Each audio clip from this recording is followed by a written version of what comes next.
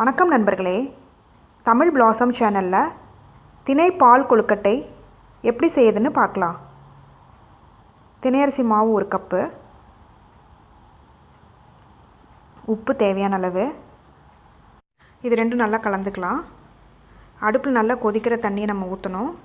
இப்போ தினை மாவு 1 கப் எடுத்திருக்கேன். அதே கப்பில் 1 கப்பு தண்ணி நல்லா கொதிக்கிற தண்ணி ஊற்றிக்கோங்க. அதுக்கு மேலே ஊற்றாதீங்க, அதுதான் அளவு. இப்போ ரொம்ப சூடாக இருக்கும். ஸ்பூனை வச்சு நல்லா கலந்துக்கலாம். கொஞ்சம் சூடு ஆறின பிறகு நம்ம கையில் பிசைஞ்சிக்கலாம். இப்போ தினை அரிசி மாவு கடையில் கிடைக்கும். அப்படி இல்லைன்னா தினை அரிசி வாங்கி நல்லா களைஞ்சிட்டு, கல்லுலாம் இருக்கும், எல்லாம் களைஞ்சி எடுத்துகிட்டு நீங்கள் ஆற போட்டுருங்க. கொஞ்சம் ஆறின பிறகு எடுத்து மிக்சியில் அரைச்சி பவுட்ரு பண்ணிக்கோங்க. அதுதான் தினை அரிசி மாவு.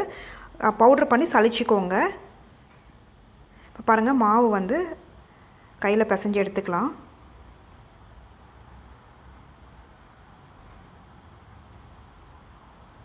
இதுக்கு நெய் இல்லைன்னா எண்ணெய் கூட ஊற்றிக்கலாம்.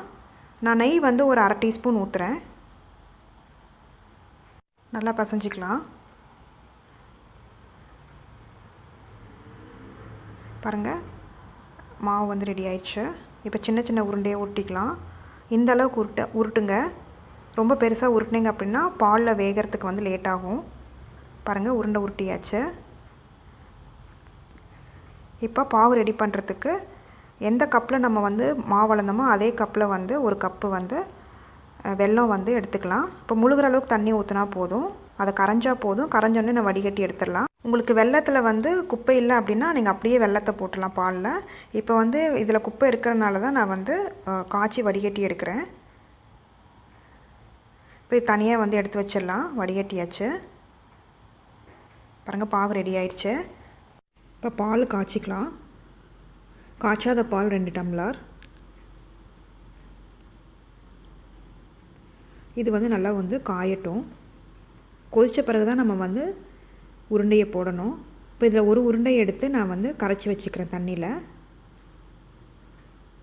இப்போ பாருங்கள், நல்லா பால் கொதிச்சிருச்சு. இந்த ஸ்டேஜில் நம்ம உருண்டையை போட்டுடலாம். உருட்டி வச்ச உருண்டையை ஒன்றா போட்டுக்கலாம். பால் கொதிக்கிறதுக்கு முன்னாடி நீங்கள் போடாதீங்க. பாருங்கள், எல்லா உருண்டையும் போட்டாச்சு. இது 10 நிமிஷம் அப்படியே கொதிக்கட்டும். அப்போ தான் வேகும் உங்களுக்கு. இப்போ பாருங்கள், வெந்துருச்சாங்கிறத நம்ம பார்த்துடலாம். இப்போ வெந்துருச்சாங்கிறது எப்படின்னா, வெந்துருச்சுன்னா உங்களுக்கு மேலே அப்படி மதங்கும் உருண்டையெல்லாம். அப்படி இல்லைன்னாலும் நீங்கள் கரண்டி வச்சு செக் பண்ணி பார்த்துக்கோங்க, உருண்டை வெந்துருச்சா இல்லையான்ட்டு. வேகிறதுக்கு முன்னாடி நீங்கள் வெள்ளைப்பாகு ஊற்றிடாதீங்க. அப்படி ஊற்றுனீங்கன்னா வேகவே வேகாது கடைசி வரைக்கும். 1 டீஸ்பூன் ஏலக்காய் தூள்,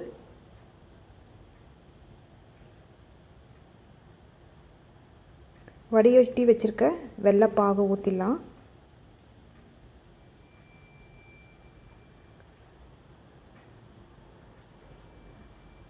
இப்போ கொஞ்சம் அப்படியே கலந்து விடுங்க. இப்போ இது 5 நிமிஷம் அப்படியே கொதிக்கட்டும். நம்ம கரைச்சி வச்சுருந்தோம் பார்த்திங்களா ஒரு உருண்டையை, அதை ஊற்றிடலாம். எதுக்குன்னா கொஞ்சம் பால் கொஞ்சம் கெட்டியாகும், அதுக்காக தான். உங்களுக்கு தண்ணியாகவே இருக்கணும் அப்படின்னா கூட அதை கரைச்சி ஊற்ற வேண்டாம். முதல் தேங்காய் பால் 1.5 டம்ளர் ஊற்றுறேன்.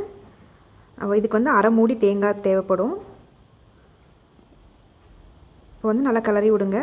தேங்காய் பால் ஊற்றினோன்னே அடுப்பை ஆஃப் பண்ணிடலாம்.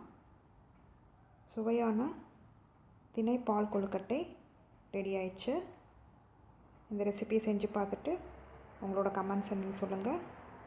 பிடிச்சிருந்தால் லைக் பண்ணுங்கள், ஷேர் பண்ணுங்கள், சப்ஸ்கிரைப் பண்ணுங்கள்.